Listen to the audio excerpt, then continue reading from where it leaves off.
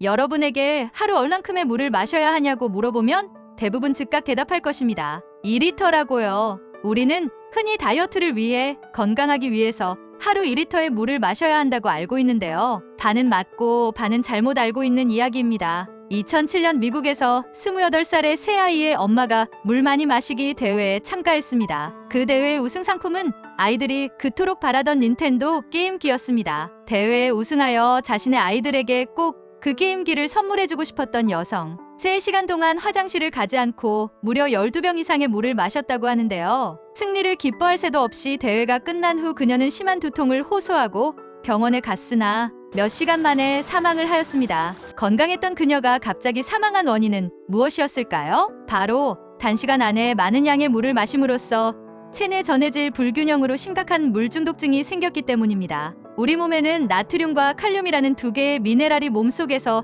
전기 에너지를 만듭니다. 그러나 갑자기 많은 물이 몸 안에 들어오면서 전기 발생량이 작아지고 심장에 전기 공급이 잘 되지 않게 되는데, 특히 평소 심장이 약했던 사람의 경우 심장마비까지 올 수 있는 것입니다. 이와 비슷한 사례로 마라톤 대회에서 물을 한 번에 많이 마시다 사망한 사례도 적지 않다고 합니다. 많이 마실수록 무조건 몸에 좋다고 생각하는 물, 많이 마셔도 아무런 부작용이 없을 것만 같은 물. 하지만 물을 지나치게 많이 섭취할 경우 다양한 부작용이 있을 수 있는데요. 머리가 아프거나 몸에 힘이 없어지거나 어지러운 증세가 생길 수 있습니다. 왜 그럴까요? 우리 몸속 혈액 내에 순환하는 여러 무기질을 전해질이라고 하는데요. 염분, 즉 나트륨이 전해질의 대표적인 예입니다. 혈액 속에는 적절한 양의 나트륨이 존재해야 하는데 지나치게 많은 양의 물을 섭취함으로써 전해질 농도가 깨져버리는 것입니다. 하지만 너무 걱정할 필요는 없습니다. 우리 몸은 스스로 전해질 농도를 유지하기 위해 애쓰기 때문에 앞서 이야기한 사례처럼 단시간 안에 무리하게 많은 양의 물을 마시는 경우가 아니라면 대부분 물을 많이 마셔 문제가 되지는 않습니다. 그렇다면 우리가 공식처럼 알고 있는 하루 물 2리터를 마시면 안 될까요? 그렇지 않습니다. 하루 2리터, 즉 8잔 정도의 물이 필요한 것도 맞습니다. 하지만 우리가 놓치고 있는 것이 있습니다. 우리가 물 외에 먹었던 과일, 야채, 음료수 등을 통해 이미 상당량의 물을 보충했다는 사실을요. 이미 상당량의 수분을 보충했음에도 꾸역꾸역 물 2리터를 마실 필요는 없다는 것이지요. 또한 우리 몸에는 중요한 원칙이 있습니다. 바로 항상 일정한 양의 수분이 있어야 하기 때문에 땀이나 소변 등으로 배출된 수분은 반드시 그만큼 다시 정확하게 채워주어야 합니다. 그런데 문제는 오늘 내가 음료수나 과일, 야채 등을 통해 과연 얼만큼의 물을 섭취했는지 또 얼만큼을 배출했는지 알 수가 없다는 점입니다. 그래서 내가 오늘 물 2리터를 마셔야 하는지 아니면 1리터만 먹어도 되는지 혹은 몸무게가 많이 나가니 3리터를 먹어줘야 하는지 알 수가 없습니다. 정말 다행인 것은 신기하게도 우리 몸은 얼만큼의 물을 먹어야 하는지 스스로 신호를 보냅니다. 몸에 물이 부족할 때 보내는 첫 번째 신호는 갈증입니다. 당연하게도 갈증을 느낄 땐 물을 꼭 마셔야 합니다. 그러나 문제는 나이가 들수록 갈증을 잘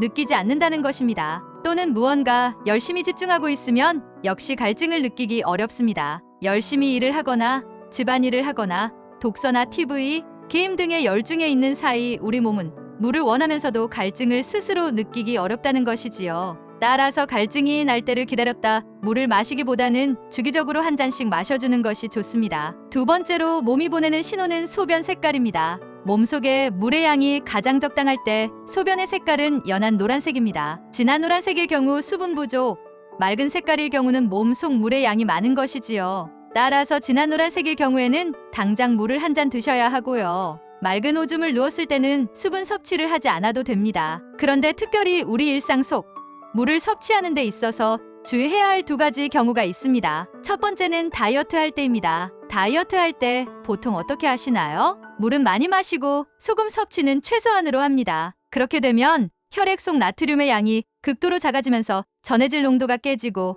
그로 인해 삼투압 조절이 제대로 되지 않아 혈액 속에 있어야 할 체액이 세포 내부로 들어가게 되고 이는 부종이나 근육 손상, 두통, 발작 등을 일으킬 수 있습니다. 마치 처음 말씀드렸던 물을 단시간에 지나치게 많이 먹어 부작용이 생기는 일이 벌어지게 되는 거죠. 따라서 다이어트 할 때 물을 많이 마셔 몸의 순환을 원활하게 하는 것이 중요하긴 하지만 물을 무조건 많이 마셔야 한다는 강박은 버리셔도 됩니다. 두 번째로 주의할 상황은 더운 여름입니다. 더운 여름, 땀을 많이 흘리고 난 후 물보다는 아이스크림이나 시원한 커피 혹은 이가 시릴 정도로 시원한 맥주 생각나지 않으신가요? 물론 커피나 맥주도 좋습니다. 그러나 커피나 맥주는 이뇨작용을 하여 몸속 수분을 바깥으로 더 배출시키도록 돕습니다. 따라서 몸속 수분이 더욱 부족해질 수 있습니다. 그렇기 때문에 더운 여름 땀을 흘리고 나서 커피나 맥주만 마시지 말고 꼭 생수도 마셔야 합니다. 그런데 여러분, 어떤 물을 마시고 계신가요? 요즘 대부분의 가정에선 정수기를 이용할 것입니다. 혹은 생수를 구입해서 먹기도 하고 수돗물을 끓여 마시기도 하지요. 어떤 방법으로 물을 섭취하는지 크게 중요한 것은 아니지만 각 방법에 따라 장단점 그리고 주의할 점이 있습니다. 먼저 정수기의 경우 가장 흔히 물을 마시는 방법이죠. 매우 간편하고 좋지만 한 가지 알아두셔야 할 점은 정수기를 이용할 경우 물속에 들어있는 많은 미네랄까지도 모두 제거가 될 수 있다는 점입니다. 우리 몸속에 꼭 필요한 각종 미네랄, 필수 영양소이지만 체내에서 스스로 합성되지 않아 꼭 외부로부터 공급을 받아야 하는데요. 외부로부터 공급받는 방법은 두 가지입니다. 바로 음식과 물을 통한 섭취입니다. 그러나 음식에 들어있는 미네랄은 소화하는 과정에서 고작 20에서 30% 정도만 섭취가 됩니다. 반면 물속에는 미네랄이 적절히 이온화되어 있어 월등히 많은 양의 미네랄이 즉각적으로 체내에 보충됩니다. 따라서 각종 미네랄은 물을 통해 섭취하는 것이 좋은 방법이 될 수 있는데요. 정수기의 경우 미네랄의 상당 부분이 제거가 되니 조금 아쉬운 부분일 수 있습니다. 그러나 우리가 먹는 음식, 영양제 등을 통해서도 보충을 하고 있으니 너무 걱정할 필요는 없습니다. 다음으로 수돗물을 끓여 드실 경우 한 가지 꿀팁을 알려드릴게요. 끓였다가 식힌 물은 산소가 거의 제거되어 좋지 않다는 소리 들어보셨지요? 다시 산소가 풍부한 물로 만드는 간단한 방법이 있습니다. 끓인 물을 충분히 식힌 후 물병으로 옮겨 담는 과정에서 주전자를 높이 들어 물을 폭포수처럼 따르면 물 분자가 튀면서 공기 중 산소와 접촉하게 되고 다시 산소가 풍부한 물이 된다고 하니 참고하세요. 또한 보리차를 넣으면 물속에 남아있던 불순물을 흡착하여 오염물질 제거 효율이 10에서 20% 정도 증가한다고 합니다. 생수를 마실 때도 주의사항이 있습니다. 절대 생수병에 입을 대고 마셔서는 안 됩니다. 생수병에 입을 대는 순간 많은 세균이 급속도로 번식하기 때문에 입을 댄 후 몇 시간 후엔 마시지 못할 정도로 많은 양의 세균이 물속에 생기게 됩니다. 따라서 물은 꼭 물컵에 따라 마시는 습관을 들여야 합니다. 또한 생수병을 열고 닫는 과정 중 손에 있던 세균이 옮기는 경우도 있으니 주의하셔야겠습니다. 사실 현대인들은 물을 너무 많이 먹어 문제라기보다는 물 섭취량이 적어서 문제가 되는 경우가 더 많은데요. 물을 마시는 것이 생각보다 귀찮기도 하고 잘 까먹기도 합니다. 커피나 음료는 맛있기 때문에 스스로 잘 찾아서 마시는데요.